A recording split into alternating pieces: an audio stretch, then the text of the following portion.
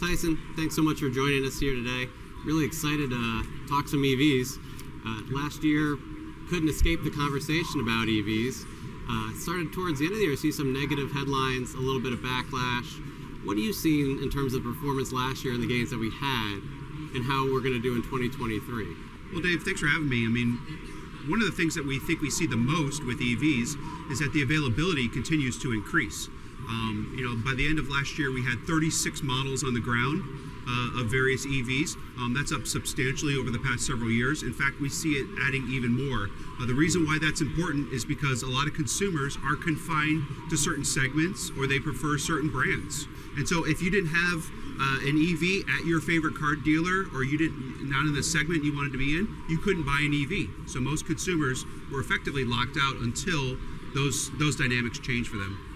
Yeah, and there's a lot of conversation too about the price, and the entry price and entry into the EV world is just higher than an ICE vehicle. Do you see with more models coming out that will change? I hope so, but it seems right now the sweet spot is still in the $50,000 to $60,000 transaction price point. I mean, that's where EVs are actually coming out right now. Mm-hmm. The average transaction price for all vehicles right now is $47,000. So they're not terribly priced higher still, but they definitely are. There's a gap there. And certainly the further down that we go in the price ladder, the more volume we're going to unlock. So the more price competitive we get with EVs, the more we're going to sell. And you do a ton of research on this topic. Besides the price, what are the other roadblocks to EV adoption, to even getting that percentage higher? Yeah, I mean, when we talk to potential EV buyers, the thing that we always hear is, infrastructure over and over again. Essentially right now, if you don't have access to home charging, you are effectively out of market. Or if you do want to get into an EV and you don't have home charging, or at least work charging, you had better do a lot of work before getting one, because you may find yourself perhaps regretting your purchase at best, but in most cases searching far and wide for a place to charge, and that's not easy. Yeah, and when I first tested the Nissan Leaf back when it originally came out, 10 years ago, you could plug that into your regular old outlet, and it would charge up it would take overnight, it would take a long time, but the battery sizes today, that's not going to happen. Yeah, I mean, some of these vehicles you take maybe really high end, the BMW i7, if you just charge that in, to a normal plug, and you start it on Saturday, it would be till Wednesday for that vehicle to fully charge. So you can't just plug it in normally. You do have to have, your level 2 charger at your house at a minimum, and even then it'll take a couple hours. Of course, where the industry's going, what we need more of is the fast chargers along the interstate, so that you can get back on the road after 20 minutes and get a charge that would take you up to 80% or so in a hurry. Yeah, and range anxiety's kind of dropped as a problem from my understanding, and it's really about the time anxiety, how long you have to sit there to recharge to get on your way is one of the new things that people are talking about. Right. I mean, if the chargers were at Chipotle or Starbucks and you could go hang out there for 20, 30 minutes, it would be okay. But in a lot of cases, these chargers are in the back corner of the Walmart parking lot. So do you want to spend 30 minutes sitting there? Most people don't want to. So the timing has become a big issue. I mean, we were making a big deal out of range for a long time. I mean, everyone was talking about range. And the reality is, if you have an EV with 250-mile range, well, in many cases, that's actually more. You start every day with 250. You have a gas vehicle.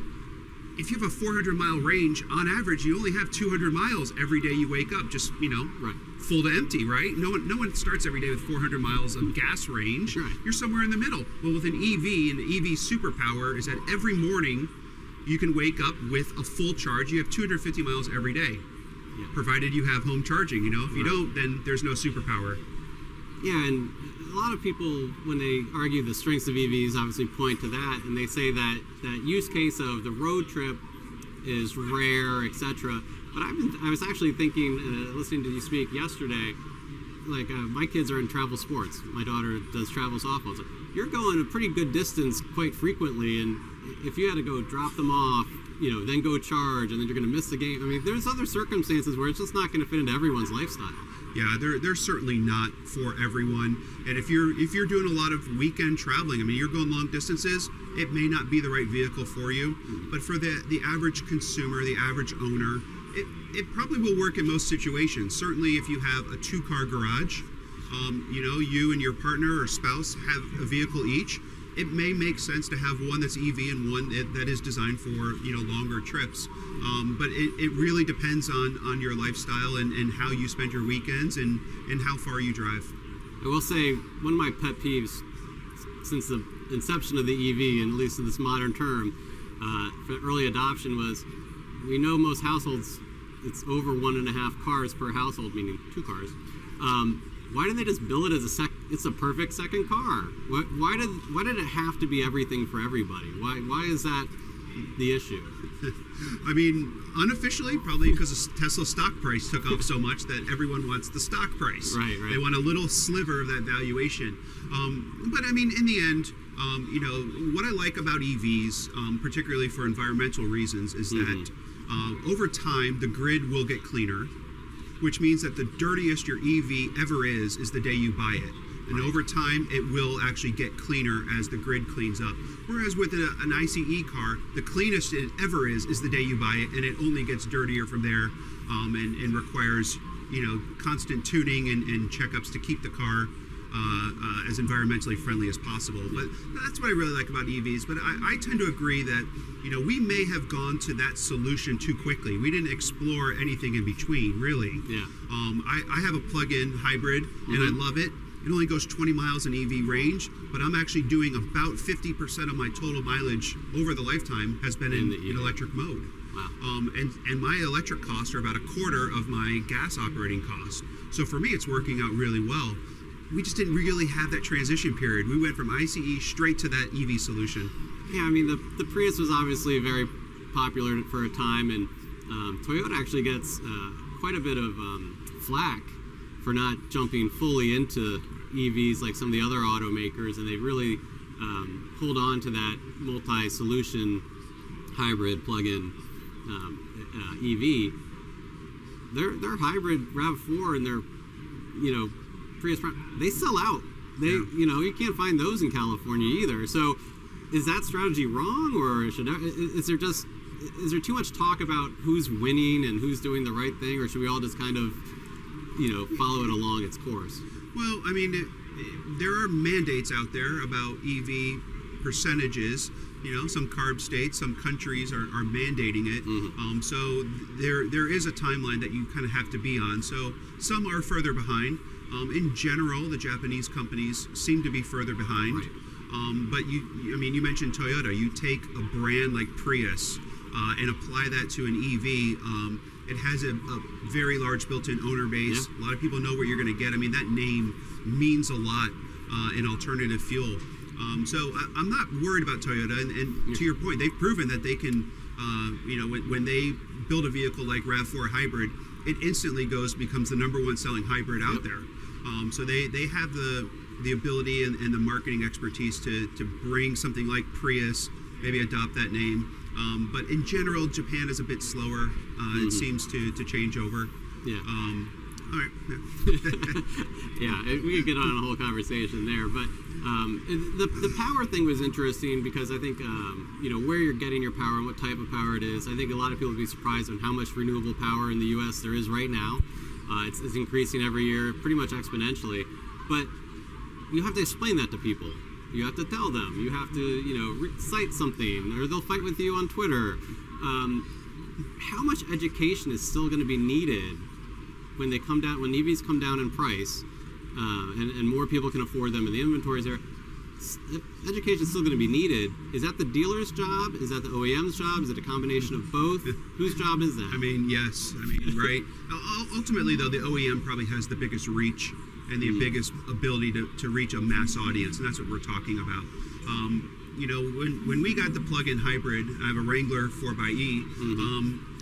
I thought my wife would get it, and she would really not be interested in the EV side, and she'd only want it for the torque and just bombing the freeway on ramps and getting around people because she's a faster driver.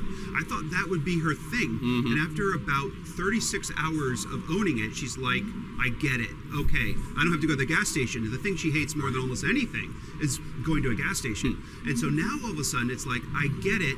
I don't have, and that took that. I thought she would be very far as I don't want anything to do with this to a convert very quickly. So we talk a lot about education. I think getting butts in seats is going to be a big factor. I think that's where dealers can help. That's where rental car agencies can help. We get more butts in seats. I think we'll convert a lot more people to EVs in a hurry. Yeah, and if you haven't been in an EV, almost all of them, when you get in the driver's seat or the cockpit, the way the readouts are and they show you how you're driving, it's much more almost educational of a driving experience, because you're paying a little more attention to when the battery's going to run out. You're a little more hyper aware of those types of things. So you do get trained a little bit when you get into those cars. And they're fast. I mean, if you drive a vehicle like the BMW iX and you floor it, it hurts. I mean, the torque is so strong, it instantly jumps. It's a rough vehicle to drive because of how fast it is.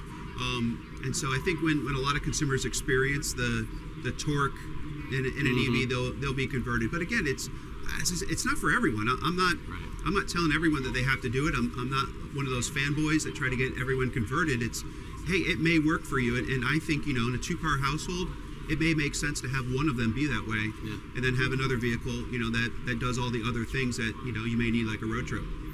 And so when people finally make that decision for themselves, they get educated, they really want it, and they go into the dealer, there's this other aspect that's happening right now, especially right now, the incentives.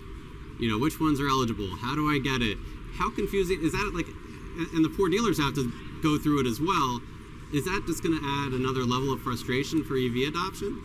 Yeah, I mean, what we wanted was a clear, concise standard for how one would qualify, and what we got was a very complicated solution. I mean, it tries to solve the supply chain, it tries to affect income redistribution, and it's trying to promote the sale of EVs. And it may do all of those things in this bill, but it's not going to do all of them well.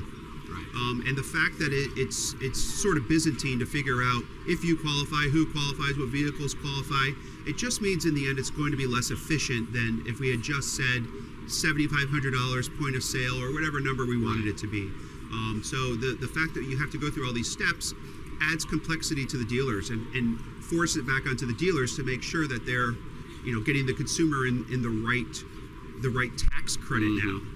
So it's not as simple as it used to be, but the good news is that at least the groundwork has been laid for automakers like GM and Tesla to come back, have those incentives, and therefore if you're someone else, another automaker that has a global portfolio, you now know that you'll qualify. Ford and Nissan and others that were about to run out, why would they bring their best EVs to the US when they were just about to run out of credits? Well, that's all been reset, so at least there's that level playing field. But in general, there's a lot of confusion. Okay, yeah.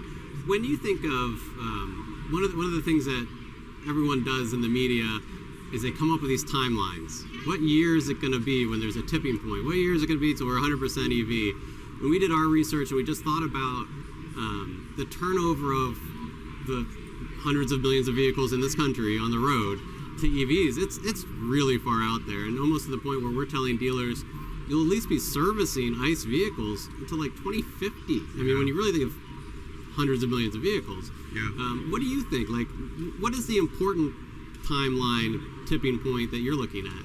Well, if there was an immediate tipping point upon us, the iPhone moment or the iPod moment or whatever moment we're looking for, one thing that we've seen in the data is that, of course, as we have more EVs, we sell more and the share goes up.